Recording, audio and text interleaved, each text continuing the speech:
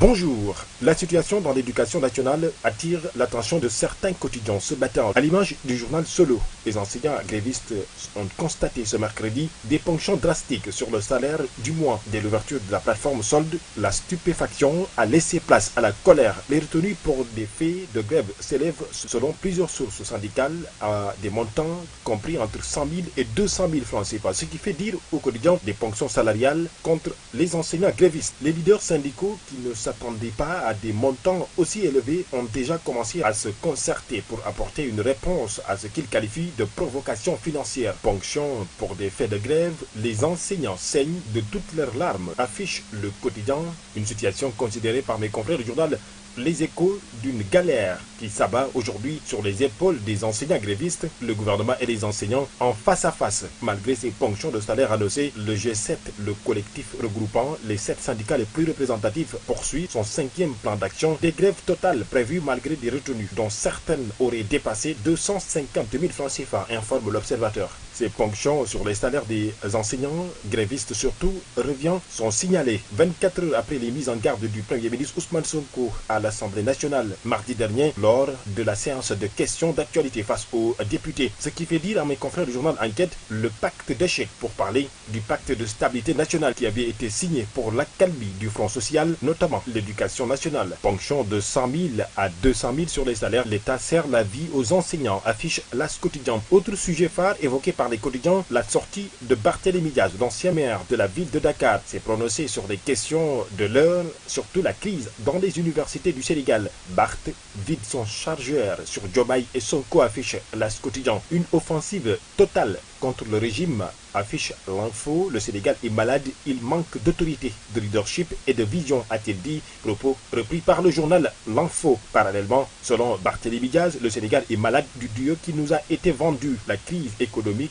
universitaire et dans le pays profond, Barthélémy Diaz a évoqué, entre autres sujets, Barth clash un gouvernement Yambar. Le Sénégal est malade de ses dirigeants, a-t-il dit. Ce que nous avons vu à l'UCAD sera puni et sanctionné. Un gouvernement incapable de protéger nos données personnelles est incapable de nous protéger, a-t-il dit, avant de qualifier ce duo au sommet de l'État Bassirou Diomaye Faye et Ousmane Sonko de déception. Barth charge le pouvoir. Selon Sud, les mesures prises au Conseil des ministres de ce mercredi sont évoquées par le quotidien national à sa une. La protection civile, la mobilité, la valorisation du patrimoine historique national. Bassirou Diomaye Faye invite à la validation de la stratégie nationale de protection civile et de gestion des risques de catastrophe, mais aussi la mise en place d'un centre national de prévention et de gestion des risques et catastrophes. Il a par ailleurs appelé à l'actualisation consensuelle du répertoire du classement des biens matériels et immatériels, l'organisation d'un forum international sur le patrimoine historique du Sénégal en décembre 2026. Les orientations du chef de l'État renchérit Le Soleil à sa une. Pour l'info, Bassirou Diomaye a fixé les priorités en protection civile, mobilité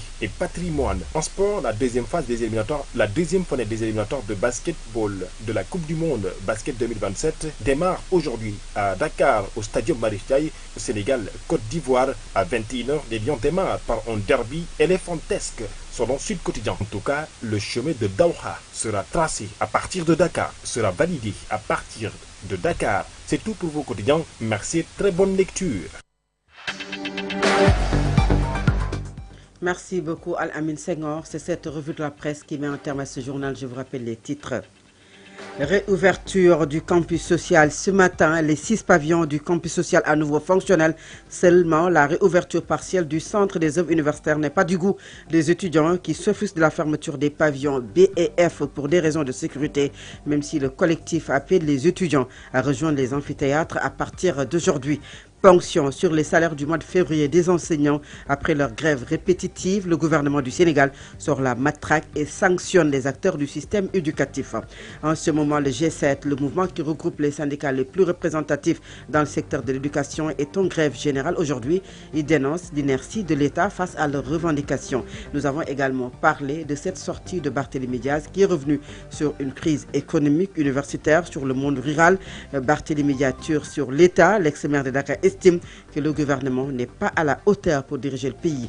L'Inter, le sport et la revue de la presse ont mis un terme à ce journal. Merci à Mohamed Cham et Baba Aïdara qui a assuré la mise en onde de cette édition. Fatou Abdou Ndiaye était à la présentation de ce 7h. Dans quelques petites minutes, c'est la suite de votre matinale avec les commentaires de l'actualité ou bien même des actualités du jour. Je serai en compagnie de l'Agi Mansour Diop, de l'Agi Ahmed Aïdara.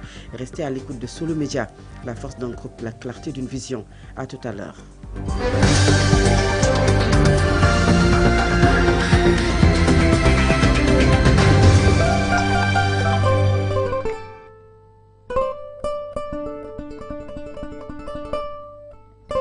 Solo Média Group. La radio. Par vous.